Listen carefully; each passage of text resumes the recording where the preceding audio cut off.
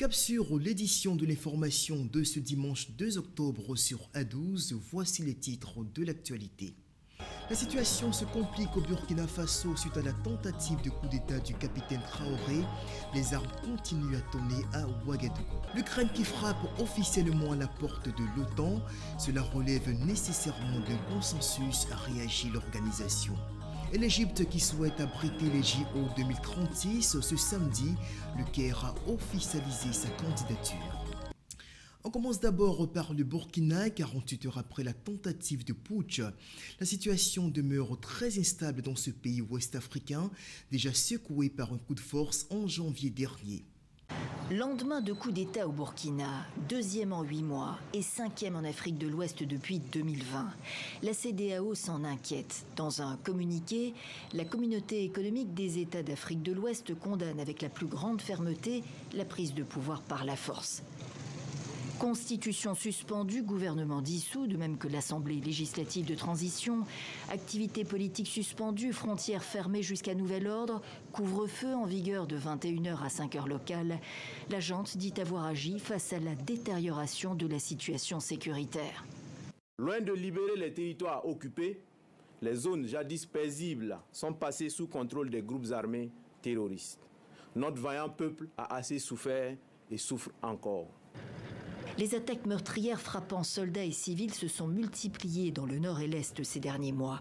Pas plus tard que jeudi, le lieutenant-colonel Damiba, qui assumait depuis mi-septembre le poste de ministre de la Défense, s'était déplacé à Djibo en soutien aux militaires victimes d'une embuscade à Gaskindé alors qu'ils escortaient un convoi humanitaire. Son sort reste inconnu pour l'heure. Direction Liman en Ukraine où les troupes d'invasion russes n'ont eu d'autre choix que de se retirer sous la pression des forces ukrainiennes. Depuis hier samedi, la ville est de nouveau tenue par les soldats ukrainiens. Liman, faut-il le préciser, représente un enjeu majeur pour l'Ukraine dans sa stratégie de reconquête du Donbass. Pour la première fois depuis plusieurs mois, le drapeau bleu et jaune flotte aux abords de Liman. Nous sommes le 1er octobre. Nous déployons notre drapeau national et nous le hissons sur notre terre, à Liman. Liman sera ukrainienne.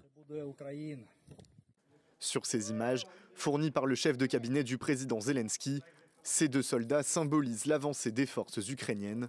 Ces dernières sont parvenues à encercler les troupes russes stationnées dans cette ville de la région de Donetsk.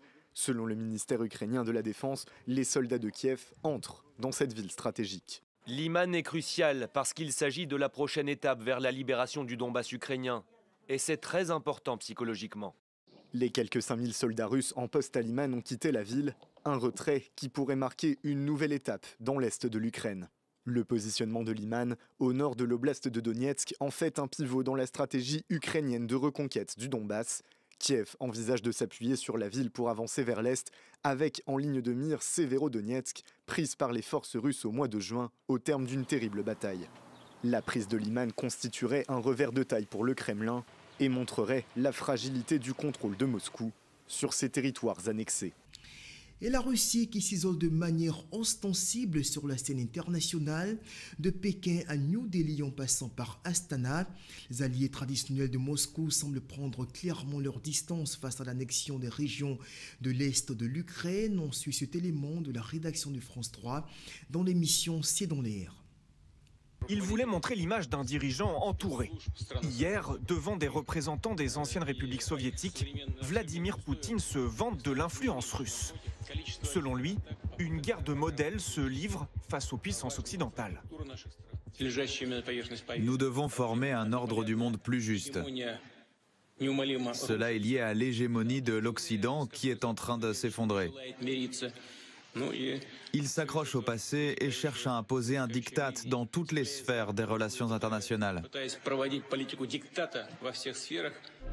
Mais dans les faits, c'est la Russie qui semble de plus en plus isolée sur la scène internationale. Même la Turquie, qui accusait encore il y a quelques semaines l'Occident d'attiser le conflit, durcit le ton contre Vladimir Poutine. Depuis 2014, nous discutons avec mon cher ami Poutine de tout cela. Et nous lui avons toujours demandé de rendre la Crimée à ses propriétaires légitimes. La Turquie n'applique aucune sanction économique contre la Russie. mais elle vient de sortir du système bancaire russe, Mir. Il permet aux Russes de payer ou de faire des virements à l'étranger. Le Kremlin y voit l'influence des États-Unis. Cette décision a été prise sous la pression. Nous devons rechercher ensemble des moyens de contrer cette pression, de manière à ne pas nuire à notre coopération commerciale et économique. Un allié encore plus proche de Moscou semble maintenant lui tourner le dos. En Asie centrale, le Kazakhstan regarde plutôt vers son voisin chinois. Pendant ce temps, à New York, au siège des Nations Unies, le Conseil de sécurité de l'ONU a échoué à voter une résolution condamnant l'annexion de l'Est de l'Ukraine par la Russie, ce en raison du veto opposé par Moscou. Le point dans cet élément. Sans surprise, la Russie a opposé son veto à une résolution du Conseil de sécurité des Nations Unies condamnant l'annexion de 4 régions ukrainiennes par Moscou. 10 voix pour l'adoption de la résolution, 4 abstentions dont la Chine. Moscou est de plus en plus isolé. Une fois de plus, a déclaré l'ambassadrice du Royaume-Uni, la Russie a abusé de son droit de veto pour défendre ses actions illégales. Les membres du Conseil ont voté de différentes manières, mais une chose est claire, pas un seul autre membre de ce Conseil ne reconnaît la tentative d'annexion illégale du territoire ukrainien par la Russie. Le veto de la Russie ne change rien à ce fait. Nous sommes fatigués de le répéter encore et encore, ajoute l'ambassadeur ukrainien. Permettre à la Russie de se prévaloir du droit de l'Union soviétique d'opposer son veto aux décisions du Conseil de sécurité empêche effectivement cet organe d'exercer sa responsabilité première en vertu de la Charte des Nations Unies, le maintien de la paix et de la sécurité internationale. Joe Biden répète que le bloc occidental restera fermement derrière l'Ukraine. L'Amérique et ses alliés ne vont pas, permettez-moi d'insister sur ce point, ne vont pas se laisser intimider, ne vont pas être intimidés par Poutine et ses menaces irréfléchies. La résolution devrait être présentée la semaine prochaine aux 193 pays à l'Assemblée générale de l'ONU. Toujours concernant l'actualité militaire en Ukraine, Kiev a promptement réagi à l'annexion par la Russie de 4 de ses régions dans l'est de son territoire. Le président Zelensky a officiellement demandé ce vendredi l'adhésion de son pays à l'OTAN. Cela requiert un consensus, a répondu l'organisation via son secrétaire général Jens Stoltenberg. Après la demande d'adhésion de l'Ukraine à l'OTAN ce vendredi, l'Alliance a immédiatement réagi via la voix de son secrétaire général. Toute démocratie en Europe a le droit de demander l'adhésion à l'OTAN et les alliés de l'OTAN respectent ce droit et nous avons répété que la porte de l'OTAN reste ouverte. Nous soutenons le droit de l'Ukraine à choisir sa propre voie, à décider du type d'accord de sécurité dont elle veut faire partie. Ensuite, la décision d'adhésion doit être prise par les 30 alliés et nous prenons ces décisions par consensus. Pour l'heure, nous nous concentrons sur le soutien immédiat à apporter à l'Ukraine qui essaye de se défendre contre l'invasion brutale des Russes.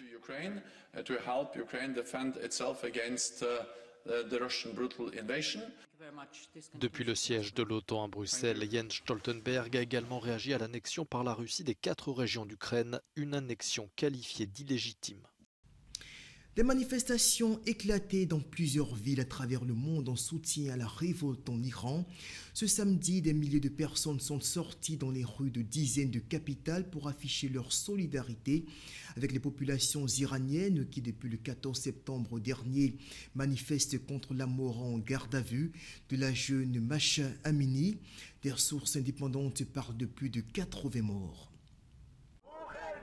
Une femme se coupant les cheveux à Santiago du Chili. Ce geste est devenu un symbole du soutien aux femmes iraniennes révoltées depuis le décès de Mahsa Amini, cette jeune kurde iranienne de 22 ans, morte après avoir été arrêtée par la police des mœurs pour un voile mal porté. Des manifestations de solidarité ont eu lieu ce samedi dans des dizaines de villes du monde, comme ici à Rome. Dans les cortèges, de nombreuses Iraniennes expatriées elles lancent un appel à la liberté pour les femmes en Iran. Avec ce régime, les droits de l'homme ne peuvent pas être respectés, tout simplement. Il est maintenant temps de penser que nous avons la capacité de changer cette oppression qui dure depuis 43 ans. On ne veut plus de ce gouvernement, on ne veut plus des ayatollahs. En Iran, les étudiants se sont rassemblés dans plusieurs universités pour demander la libération des détenus, alors que 1200 personnes ont été arrêtées en 2 semaines de contestation. Les ONG pointent la répression particulièrement brutale du régime iranien, qui aurait déjà fait plus de 80 morts. Sur le continent africain, le Nigeria a célébré ce samedi le 62e anniversaire de son accession à l'indépendance. L'occasion pour le président Buhari, aux affaires depuis novembre 2015, de réitérer sa volonté de consolider les acquis démocratiques dans son pays. On en parle avec nos confrères d'Africa 24.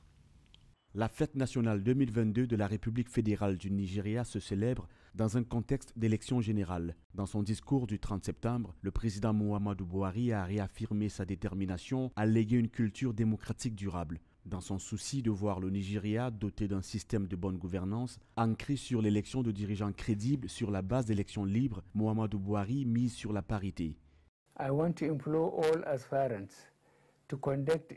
Je veux implorer tous les candidats à mener des campagnes basées sur des problèmes sans discours de haine ni tendances négatives et qui divisent. Je souhaite également exprimer mon souhait de voir davantage de femmes et de jeunes participer au prochain cycle électoral. Dans l'actualité sportive, l'Égypte est officiellement candidate à l'organisation des Jeux Olympiques de 2036. Le chef de l'État égyptien Abdel Fattah al-Sisi a validé hier samedi la candidature de son pays. Si l'organisation de ces Jeux était confiée à l'Égypte, cela serait une grosse première pour le continent africain.